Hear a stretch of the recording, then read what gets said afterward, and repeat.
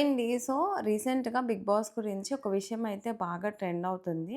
అదేంటంటే 'big boss' అగ్ని పరీక్ష అనమాట. సో, ఈ అగ్ని పరీక్షలో ఏంటి అంటే కామనర్స్‌ని క్వెషన్స్ వేస్తారు. ఎవరెవరు ఉన్నారు అంటే బిందు మాధవి, అభిజిత్ అలాగే నవదీప్ అనమాట. వీళ్ళు ముగ్గురు జడ్జెస్ అనమాట. వీళ్ళు జడ్జ్ చేసి ఎవరు ఎలిజిబుల్ 'బిగ్ బాస్ 9' అనేది డిసైడ్ చేస్తారు అని చెప్పి ఫుల్ హైప్ అయితే నడుస్తుందనమాట. ఇందులోనూ అభిజిత్ 'బిగ్ బాస్' ఈ 9 సెలెక్ట్ చేస్తున్నాడు కంటెస్టెంట్స్‌ని అని చెప్పి ఫుల్ ఇంక అప్పటి నుంచి ఎప్పుడైతే అభిజిత్ సెలెక్ట్ చేస్తున్నాడని తెలిసిందో, అప్పటి నుంచయితే ఇంకా ఫుల్ ట్రెండింగ్‌లో ఉందనమాట ఈ సీజన్ గురించి. అండ్ దీంట్లో గూడా రీసెంట్‌గా ఏం జరిగిందంటే, ఈ కామనర్స్‌ని ఎవరినైతే సెలెక్ట్ చేస్తున్నారో, దాంట్లో ఒక పర్సన్‌కి ఎక్కువ మంది ఫాలోవర్స్ ఉండడము, అండ్ ఆ పర్సన్‌ని ఇంటర్వ్యూ చేసేటప్పుడు అంటే వీళ్ళు క్వెషన్స్ అడిగినప్పుడు ప్రతి ఒక్కళ్ళు నాతో సెల్ఫీస్ తీసుకోవడానికి ట్రై చేస్తారు అని చెప్పి మాట అనిందంట. సో, దానికి అక్కడున్న అభిజిత్, "సో, నువ్వు గనక సెల్ఫీస్ తీసుకుంటున్నావు అంటే నువ్వు కామనర్ ఎలా అయ్యావు? నువ్వు కామనర్ కాదు కదా! అందరూ నీతో వచ్చి సెల్ఫీస్ చేసుకుంటే నువ్వు కామనర్ లిస్ట్‌లో ఎలా ఎలిజిబుల్‌గా ఉంటావు?" అని చెప్పి అడిగాడంట. సో, అది కన్సిడర్ చేసిన 'బిగ్ బాస్' టీమ్ తనని తీసుకోలేదు అని చెప్పి బయటైతే టాక్ అనమాట. సో, ఇదే గనక సిట్యుయేషన్ ఇంకెవరన్నా జడ్జెస్ లైక్ అక్కడున్న బిందు మాధవి గానీ, నవదీప్ గానీ చేసుంటే ఇంతలాగా బయటికి మాట గానీ, హైప్ గానీ వచ్చేది గాదు. అక్కడుంది అభిజిత్ కాబట్టి, అభిజిత్‌ని అన్ని 'బిగ్ బాస్' సీజన్స్‌తో పోలిస్తే అన్ని సీజన్స్‌లో ఉన్న బీస్ట్ విన్నర్ అంటారనమాట. లైక్ బెస్ట్ విన్నర్ అని. ఇప్పటికి ఇన్ని సీజన్స్ జరిగినాయి గదా! 8 సీజన్స్. 8 సీజన్స్ జరిగిన తర్వాత గూడా అభిజిత్‌కున్న క్రేజ్ వేరు. దీనికి రీజన్స్ ఏంటి అని నేను ఫీల్ అవుతానంటే, ఒకటి తను జెన్యూన్‌గా అండ్ స్పాంటేనియస్‌గా డెసిషన్స్ తీసుకునేవాడు. ఇంకొకటి మైండ్ గేము.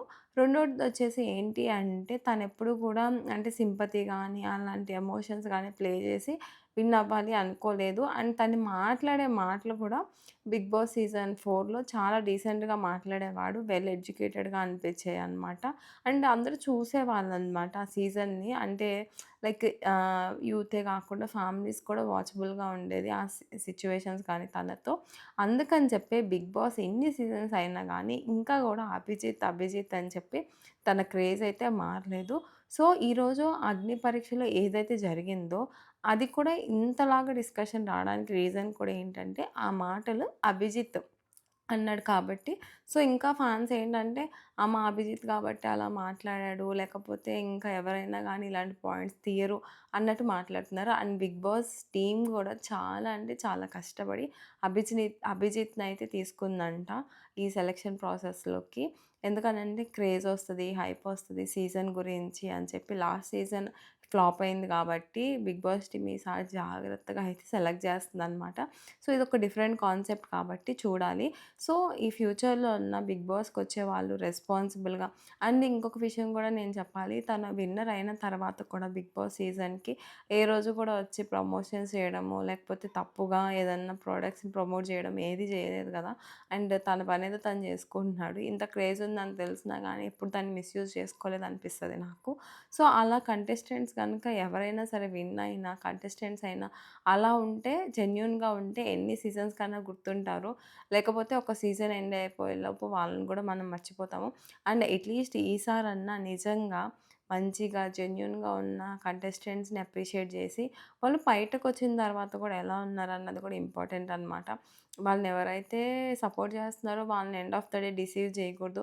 అదేమంటే అది మీ రెస్పాన్సిబిలిటీ. మీరు చూసి సెలెక్ట్ చేసుకోవాలి ప్రొడక్ట్స్.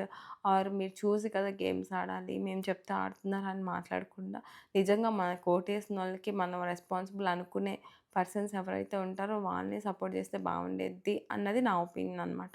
సో, చూద్దాం 'బిగ్ బాస్ 9' ఎలా టర్న్ ఔట్ అవుతదో.